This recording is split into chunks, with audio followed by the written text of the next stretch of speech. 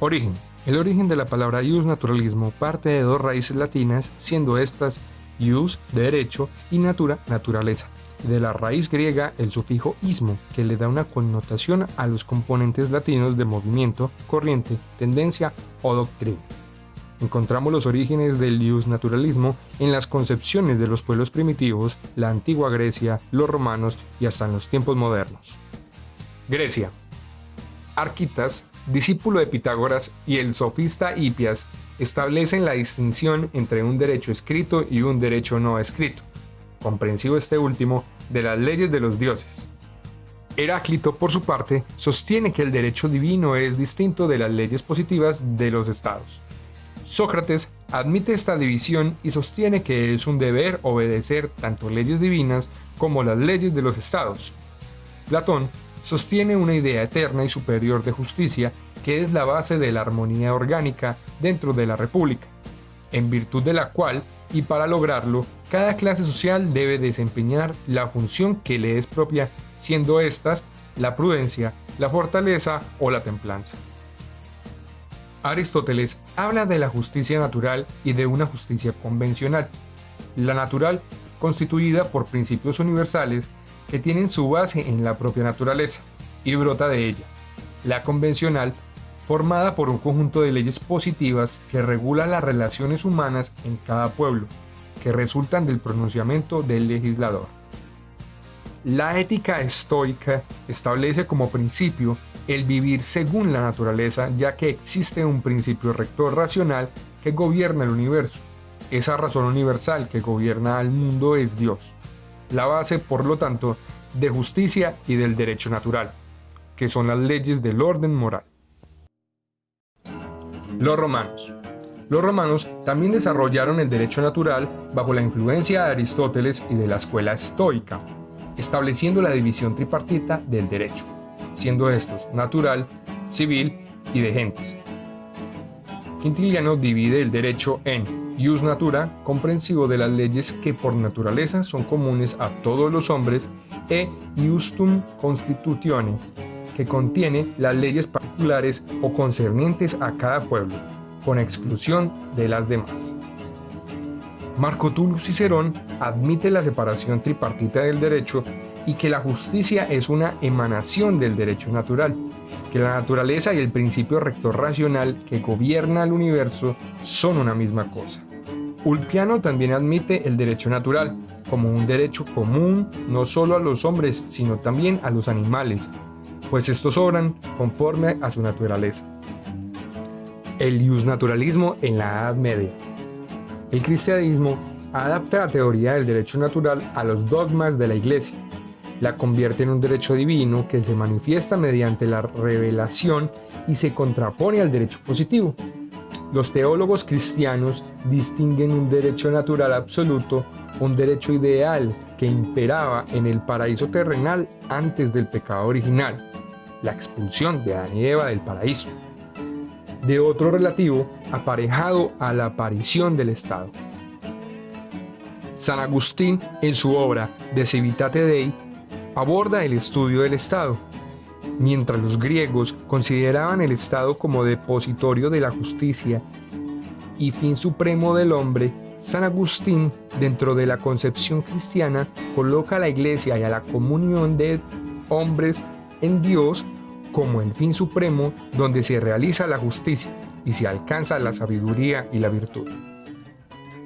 Para Santo Tomás de Aquino, el hombre es un ser racional y libre por naturaleza. La libertad es facultad de la razón y la voluntad, un poder de elección. El bien es la directriz de la vida, el fin que aspiramos a alcanzar, que es plenitud de la perfección. La justicia es un hábito por el cual el hombre quiere y obra rectamente, en virtud del cual la voluntad se inclina a dar a cada quien lo que le pertenece. La justicia consiste en ordenar al hombre en las cosas relativas a otro, de modo que las cosas se ajusten y alcancen cierta igualdad, referentes a las acciones y cosas exteriores que se ordenan conforme a cierta razón del objeto, en virtud de lo cual los hombres establecen una relación, una simple operación exterior.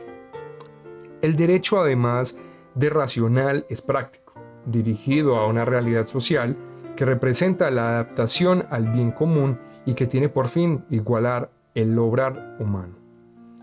Existe para Aquino una ley eterna o razón divina que gobierna el mundo, una ley natural que consiste en la participación del hombre en la ley divina, que es su guía para que actúe convenientemente en las acciones propias, cuya máxima es hacer el bien y evitar el mal, y cuyas propiedades esenciales son la necesidad, inmutabilidad y universalidad.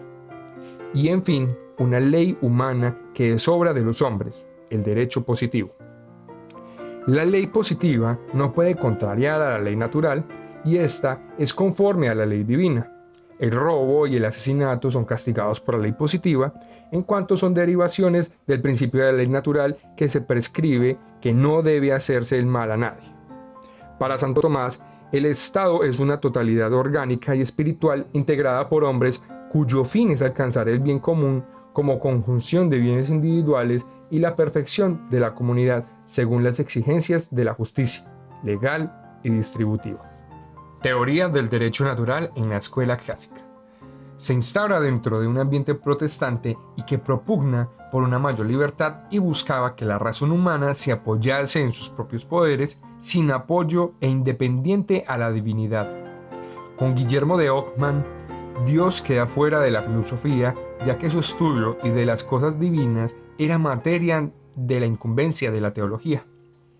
La escuela clásica de derecho natural sostiene que era posible descubrir el derecho por medio de la razón, desvinculado de toda postura moral, teológica o religiosa, partiendo de los postulados de que el hombre nace libre e independiente sin que se conociera la institución del Estado, ni estuviese integrado en ello, rigiéndose por un conjunto de derechos eternos, innatos e inmutables.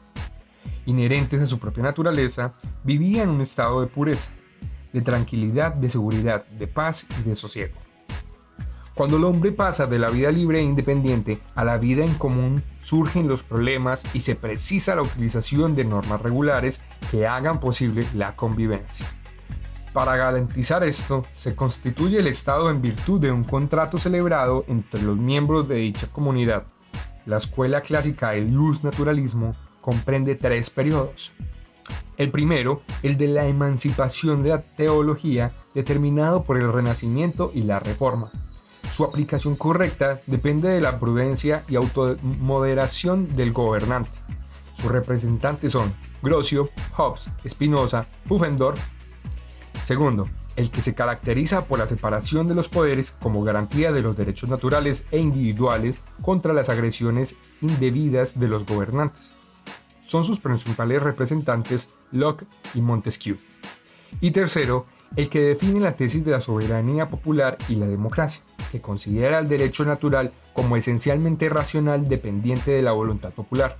Sus principales representantes son Rousseau y Kant. El iusnaturalismo moderno. A comienzos del siglo XX, después de haber sido negado en el siglo XIX por las escuelas historicistas, vuelve a aparecer la teoría del derecho natural, quedando de lado parcialmente el individualismo, para poner énfasis en un contenido de carácter social. Se destacan los siguientes puntos. Primero, admiten la necesidad de abandonar el individualismo puro. Segundo, incorporan el principio intervencionista del Estado en todos los órdenes de la vida social, de modo que el Estado no solo puede, sino que debe intervenir en el libre juego de las fuerzas económicas para prevenir las crisis y males inherentes a los sistemas imperantes. Tercero, desplazan la filosofía del derecho hacia una filosofía del poder. Cuarto, atienden más a los intereses del Estado que a la eficacia del derecho para la defensa del bien común. Y quinto, defienden los valores tradicionales frente a las pretensiones de una escala de valores de corte revolucionario propagados por el socialismo. Así pues, concluimos que por iusnaturalismo se designa una teoría del derecho, no solo jurídica, sino también ética y filosófica, que postula la existencia de derechos en el hombre, determinados en la naturaleza humana y previos a todo ordenamiento jurídico que dominó el campo de las doctrinas del derecho. En otras palabras, primero, el derecho natural haría parte del ordenamiento jurídico y estaría constituido por normas o principios. Segundo, esas normas o principios serían elaboradas por nuestra propia razón, teniendo en cuenta las inclinaciones de nuestra naturaleza. Tercero, esas normas o principios tienen como fin organizar la convivencia humana, pero solo en lo fundamental y no en los detalles o no en lo propio de cada sociedad humana.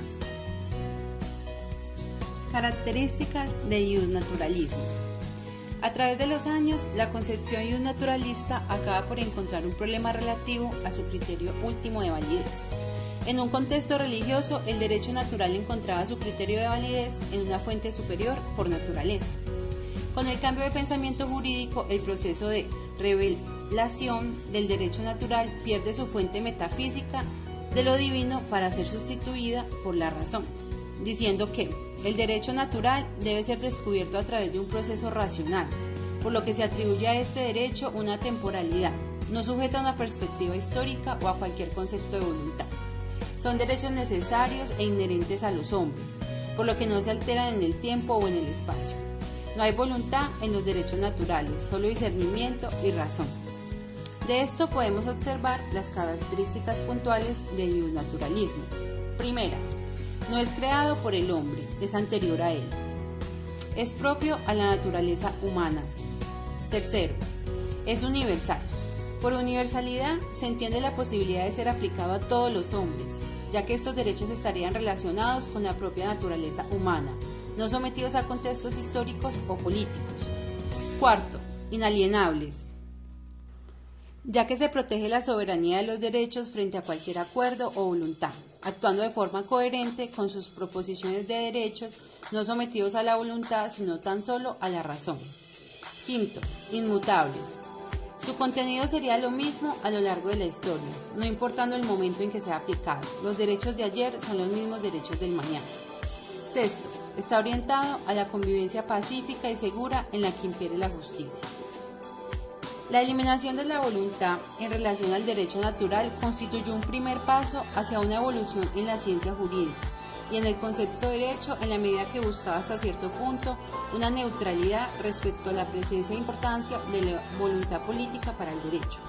De cierta forma, la racionalización de los derechos naturales aparta la voluntad de su concepto, posibilitando una concepción universal de los derechos naturales. Así, ese paso es importante para unificar un concepto de derecho universal, de forma que los postulados del derecho puedan ser unificados y aplicados a todos los pueblos, puesto que la razón se concibe como característica propia y universal del género humano. Esta nueva concepción iusnaturalista hace posible una universalización, por cuanto los derechos no se fundan en la religión y por consecuencia no están restringidos a una creencia. Cambian a derechos subjetivos individuales, de forma que crece aún más la necesidad de buscar formas de garantizar su protección.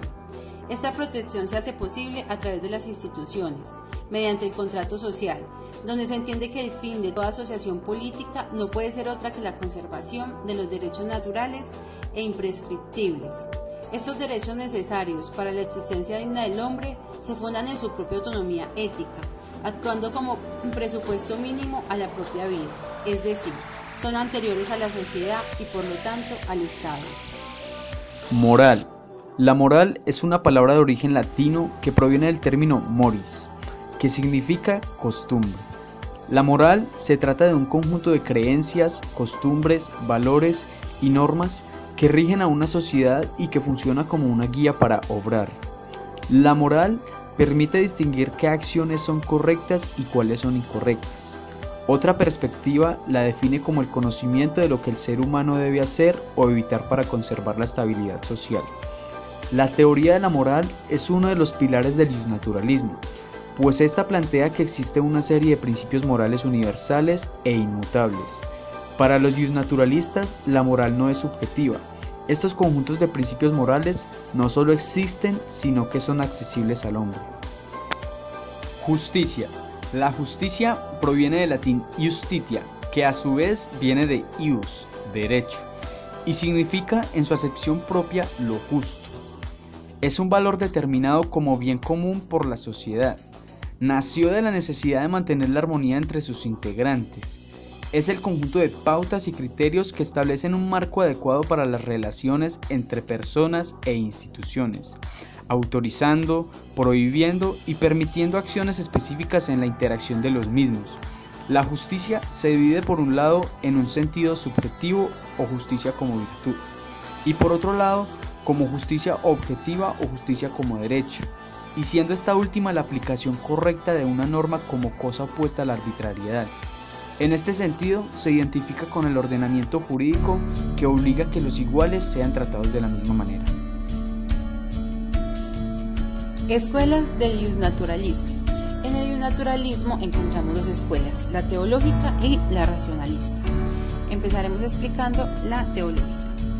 Para los iusnaturalistas teológicos, los principios del derecho natural se encuentran en Dios, exactamente en la voluntad y la sabiduría de éste. Para ellos no hay que seguir el razonamiento humano porque el hombre es corrupto. Dentro del iusnaturalismo teológico nos encontramos dos corrientes. El iusnaturalismo teológico voluntarista es el que predica que los principios morales derivan de la voluntad divina. El mayor representante de esta corriente fue Guillermo de Ockham. La otra corriente que observamos es el iusnaturalismo teológico intelectual. Esta se basa principalmente en el pensamiento tomista de Santo Tomás de Aquino. Para él son igual de importantes la fe y la razón. La otra escuela es el iusnaturalismo moderno o racionalista. Los cambios políticos producto de los descubrimientos y conquistas de nuevos territorios y la necesidad de inventos que hicieran más fácil todos estos procesos hicieron centrarse al hombre en el hombre mismo, haciéndolo dueño y señor del universo, y pasando las reflexiones teológicas a un segundo plano. Los avances científicos y la reforma protestante dieron pie al cambio de pensamiento, producto de las ciencias exactas y las demostraciones racionales que partieron de la vida. En el siglo XVII se comienza a dar explicaciones de la naturaleza sin dar como última expresión a Dios. Este hecho también pasa con las ciencias sociales. El hombre es el principio y el fin de las cosas. Los pensadores más importantes del iusnaturalismo racionalista son Hobbes, Locke, Spinoza, Marx y Voltaire, entre otros. Todos los pensadores de este movimiento tienen en común, primero, la tesis negativa, que significa: a la hora de buscar los principios del derecho natural, no hay nada que trascienda de la razón humana. Segunda, tesis contractualista. Los principios de derecho natural son fruto de un pacto entre individuos racionales, autónomas y autointeresados, libres e iguales. El iusnaturalismo racionalista evolucionó en dos caminos. Primero, promocionar el reconocimiento de ciertos derechos y libertades. Eso genera determinados cambios en la política y se entra al Estado liberal. Segundo, el derecho es una estructura racional, estructura ordenada igual que la estructura de derecho natural. Como dato curioso, la nueva visión del mundo exigió ver al derecho natural como un sistema racional de leyes, según modelos matemáticos exactos, que diera respuesta a los problemas que ya no podían ser resueltos por la moral basada en la lógica.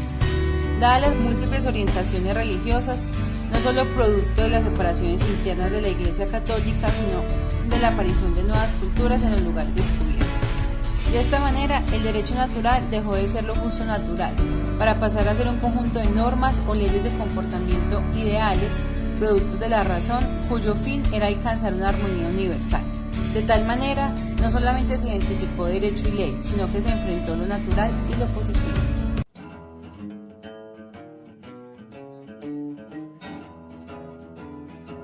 Principales representantes del iusnaturalismo. Ya hemos hablado de los representantes en la época antigua y en la Edad Media. Ahora hablaremos de los representantes en la escuela clásica y los tiempos modernos. Hugo Grocio. Grocio definió el derecho natural como un dictado de la recta razón que señala que una acción, según que sea o no conforme a la naturaleza racional, tiene en sí una calidad de fealdad moral o necesidad moral, y que en consecuencia tal acto es prohibido u ordenado por el autor de la naturaleza. Dios. Thomas Hobbes. Hobbes se encaminó a interpretar las leyes naturales de acuerdo a los principios de su propia psicología.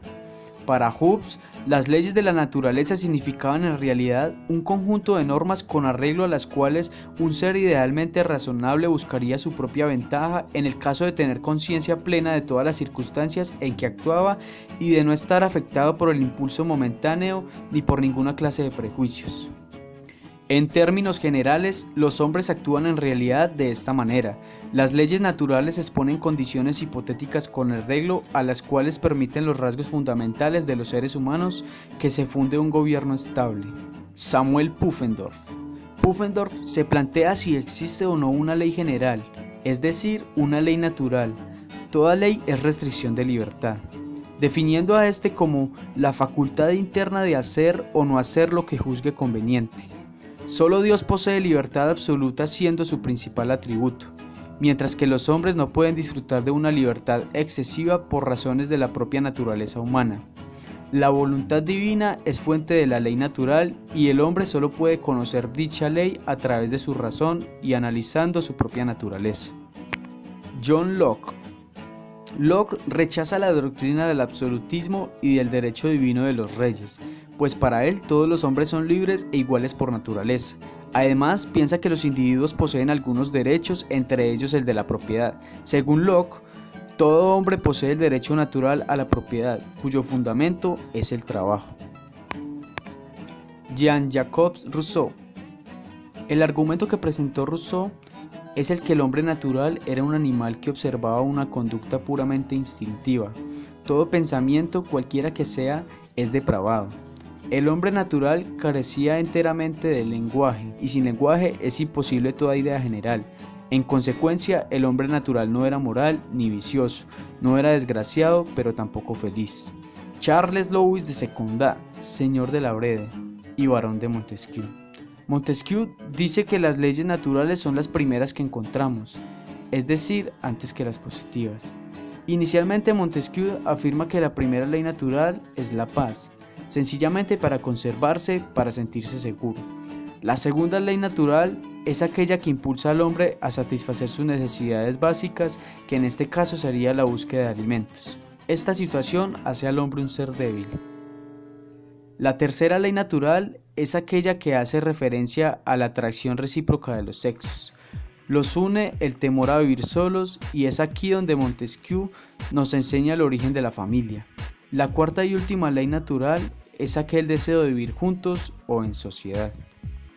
Iusnaturalismo jurídico. El iusnaturalismo, como ya vimos, es un producto de una larga evolución histórica que sufre distintos procesos y que pasa de la idea de un derecho derivado de la divinidad a la de un derecho deducido de la naturaleza humana. Las corrientes iusnaturalistas son las que afirman la existencia del derecho natural. Todas coinciden en afirmar la existencia de una juridicidad previa y fundamentadora del derecho. Los partidarios de la corriente iusnaturalista sostienen que las leyes positivas han de ajustarse al derecho natural, de modo que si una ley no es conforme al derecho natural, carece de legitimidad. Esta corriente señala que el fundamento de los derechos humanos se encuentra en la esencia del hombre, es decir, de su naturaleza, de su forma propia de ser.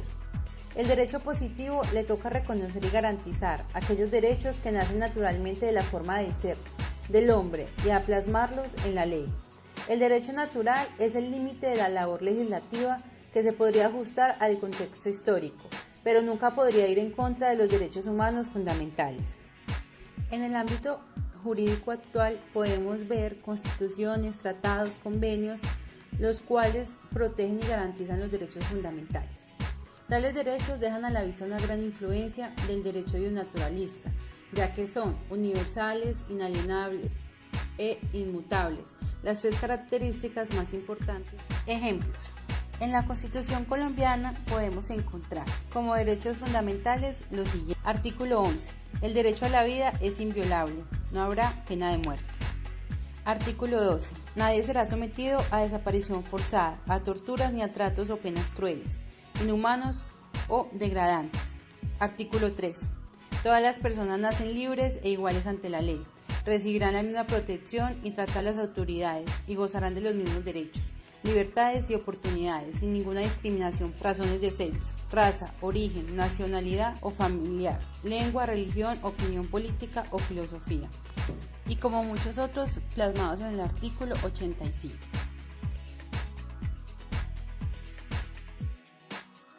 En materia internacional podemos ver también la influencia del iusnaturalismo en la Declaración Universal de Derechos Humanos y en la Declaración Americana de los Derechos y Deberes del Hombre.